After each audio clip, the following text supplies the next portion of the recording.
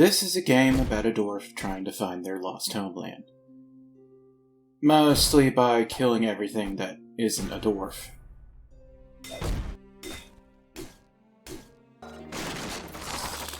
Regions of Ruins is a 2D platformer with town building and RPG mechanics. The majority of the moment-to-moment gameplay is going to be visiting a location that you've explored on the map and clearing out all the enemies or solving a puzzle in that area.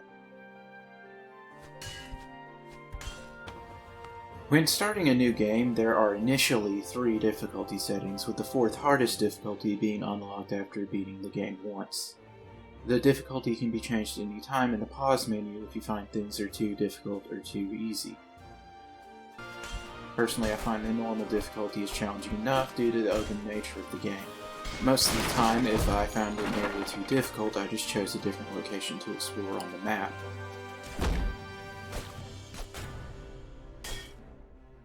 As for the story, a long time ago, dwarves hid underground due to a massive war between centaurs and humans.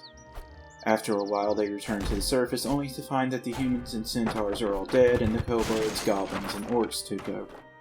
Then the dwarves are dragged out of their homes and then held captive. Time passes and dwarves forget where their homes even were. The only hope for dwarven kind is then to rebuild a stronghold on the surface and find and retake their ancestral homes.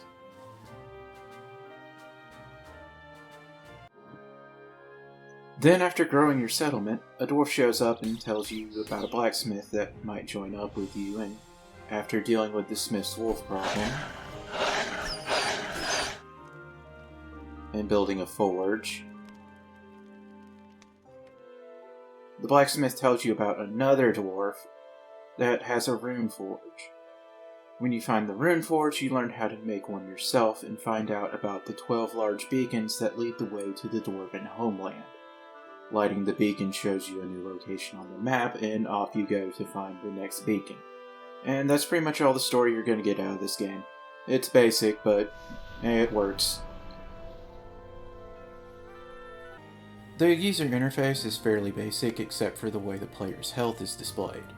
The inventory is 1 object per inventory slot, and the only thing bad about the interface is it's hard to tell what option is highlighted in the menus when using a controller. I'd recommend keeping the mouse and keyboard around for when you want to use the smelter or assign dwarves their jobs, unless you're a fan of mashing buttons. The options menu is missing a few labels on buttons and sliders, but otherwise has almost everything you could want from it.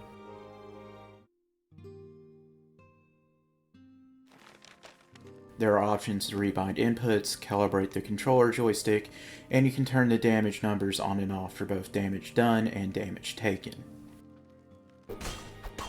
In the bottom left corner of the screen is the player's health, equipment, stamina bar, and experience bar. The longer bar is the experience bar, and the smaller bar is the stamina bar.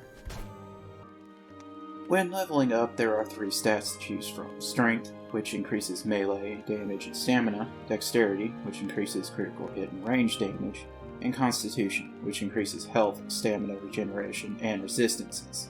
You also get a talent point to spend on one of 4 talent trees. The talent trees focus on light attacks, heavy attacks, ranged throwing attacks, and defensive talents. There are 2 types of talents in each tree. The smaller boxes are passive talents, and the larger boxes are abilities, and you can only have 1 ability active per tree. The health system is an odd choice.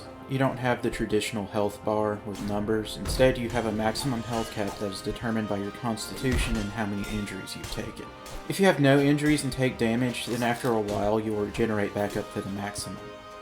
When you get injured, your max health drops based on the injury. A little for a minor injury and a lot for a large injury. Also, you cannot remove the red glowing border from losing health or having severe injuries. The reason for the strange health system is mostly to reference Dwarf Fortress. While out exploring, there are also some other references. A quest where you have to deal with a dwarf that's gone mad from not completing a strange mood, the different levels of armors you can get, and most caves have plump helmet men as the docile critters roaming around. Oh. It's gonna start raving mad, there's really only one thing you can do.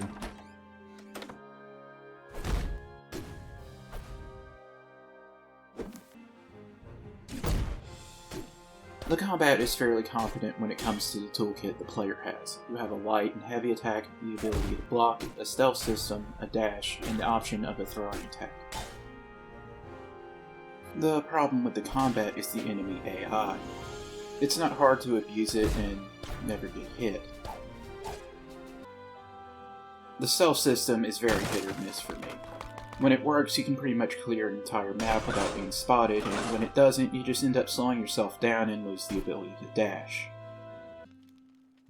Outside of the food requirement to find faraway places on the map, the only thing stopping you from going where you want is the enemies at a location. After upgrading your storage and campfire a few times, you're pretty much free to explore the whole map at your leisure. Which ends up being a double-edged sword because most areas have a set difficulty. So one area can be a complete cakewalk where you bulldoze through the area, and on the other hand you can end up fighting enemies that just soak damage and can kill you in 1 or 2 hits. The town management is about collecting resources and how you spend them on building and upgrading parts of the settlement. You can collect resources by smashing stuff while clearing out locations or quest rewards, but most of your resources is going to come from having workers collect them from a cleared area. When out exploring, sometimes you come across trapped dwarves in cages. After freeing them, they go back to your settlement and stand around until you tell them where to go collect resources from a cleared location on the map. They will then go off and collect a resource until it's depleted or the stockpile is full. You don't have to worry about housing, feeding, or even paying your workforce, which is a bit strange, but I guess it beats what would happen if you didn't show up. The settlement has a nice selection of buildings. The most useful I found were the campfire, market, and the tavern. The campfire is the building that handles leveling up and exploring the map. Upgrading it lowers the food cost of searching and increases the search radius. The market allows you to buy and sell resources, and upgrading it allows you to purchase other resources. The tavern generates money, attracts adventurers, and the tavern keeper has an auto-clicker game. Upgrading the tavern adds a wanted poster outside and adds more room inside for adventurers. The auto-clicker is fairly standard, but the rewards for getting the achievements in it are worth the time spent. The environments and buildings have some really good pixel art. They all look really detailed, at least in comparison to the sprites for the player and NPCs. The character sprites all look the same, and I'm not saying that just because they're dwarves. The enemies, outside of sprite recoloring, all look the same as well. The only difference they have is the outfit for the job or the role they have. The music is all very generic fantasy stuff. The only thing that stood out to me is that the tavern has its own music track, which is a nice touch, but it's also kind of forgettable. The free DLC for the game adds some locations on the map for sieges. The sieges allow you to use resources to build defenses and take on enemies from the area in waves. The reward for completing a siege is some random loot and resources. I honestly found them to be a bit boring, and the rewards are just not worth the time spent at the location.